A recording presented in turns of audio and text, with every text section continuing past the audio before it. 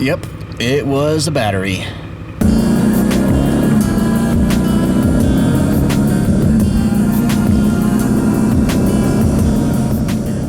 Hey everybody, I'm back, and I just wanted to give a quick update to a video you may have seen a couple weeks ago about some problems that my 2019 Triumph Speed Twin was having. It was a really weird combination of symptoms that developed gradually over the course of, I would say, about 2 months. A lot of the issues centered around starting the bike. A lot of times I would press the starter button once and nothing would happen. It wouldn't even crank. And then on the next press, it would crank and either fire right up or occasionally just barely wheeze to life. Every time it did start up, it would cycle through the tabs on the dash display, like from the clock to the odometer to the trip computer, stuff like that. It would flip to the next one, and sometimes it would even change riding modes, like switch from rain to road. More recently, pressing the starter would occasionally cause the onboard computer to completely reboot, going through the sort of little ignition animation with the needles flipping over, and then it would reset the computer. So my trip clocks would be set to 0, my average fuel economy would be reset, and the clock would reset itself as though the power had gone out. Now, I eventually started having stalling issues as well, where the bike would stall when I pulled the clutch in to come up to a stop, or sometimes I would just be idling and the idle speed would drop and drop and drop and drop and drop until the bike stalled out. Here's an example of that happening.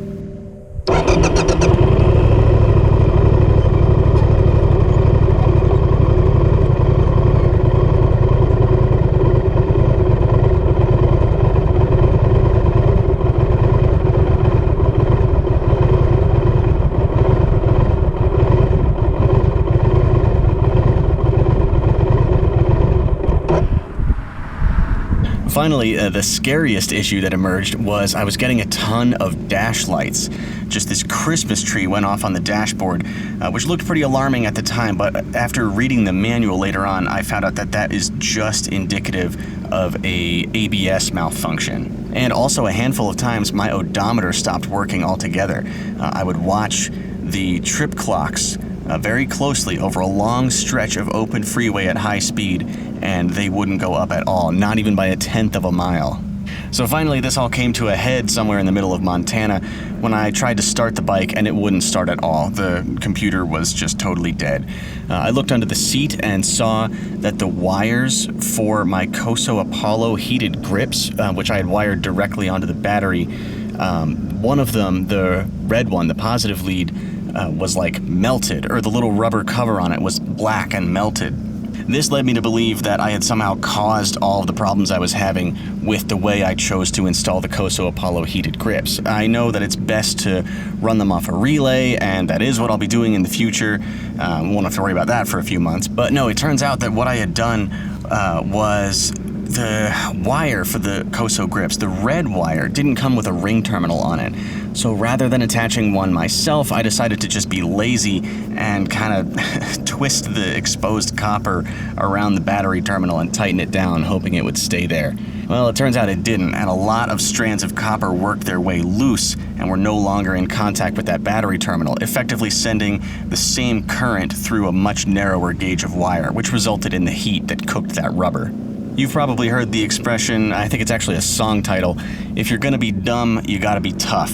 Well, there's a similar thing that applies here, and it's if you're gonna be cheap, you've gotta be smart. I cheaped out by getting the Koso Apollo grips instead of the OEM Triumph grips, which integrate seamlessly into the wiring harness.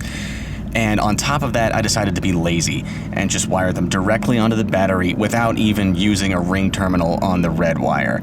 And that came back to bite me. I don't think it actually caused any of the problems I was having, but it did make it a lot more confusing for me to try to figure out. Don't worry though, this does not indicate any defect in the grips themselves. So, whoever just bought a pair of Koso Apollo grips through my Amazon affiliate link, first of all, thank you.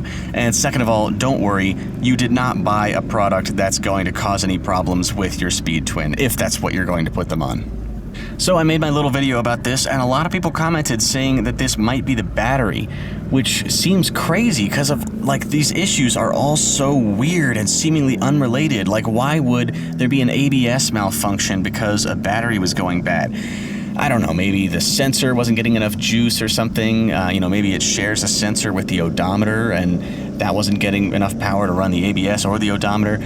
I don't know. But the new battery did the trick. I got the Yuasa, which was the same as the OEM battery. I know there are some superior options out there like lithium and stuff, but I didn't want to introduce a new variable into this equation. So I just went with the OEM, charged it up, put it in, and I swear my Speed Twin runs better than it ever has before. So yeah, it might kind of seem like I'm making a mountain out of a molehill here. It's a simple problem with a simple solution. But that problem manifested some pretty unsimple symptoms. So maybe somebody who is having these kinds of problems with their own Speed Twin will come across this video in the future and find it helpful. I also want to thank everybody who commented on my previous video saying that it might be the battery. You guys gave me a lot of peace of mind while I was waiting for the new battery to arrive. I felt pretty confident that that was going to do the trick, and sure enough, it did. A few people also suggested that it might be a bad regulator rectifier. It's like that could have been what caused the battery to go dead. So you'll definitely be hearing from me again if my new battery goes dead in the near future, but I don't think that's going to happen. My motorcycle was manufactured in, I think, April of 2019, so that battery was going on 2.5 years old. It sat on a showroom floor for a year before I bought it. Who knows how diligently they trickle charged it. Maybe 2.5 years and 9,000 miles is just the kind of life that I could have expected to get from this standard Yuasa battery. Anyways, now that I'm finally back in DC and settled and have that issue resolved, I'm finding time to edit more videos, so you'll be seeing my regular content pick up again pretty soon. Right now, I think I'm about halfway through the stuff I filmed out west, maybe not even halfway. So you get to spend the next few months enjoying that stuff and anything else I film here on the East Coast. That's it for this little update. As always, you guys ride safe, and I'll see you back here for the next video. Thanks for watching.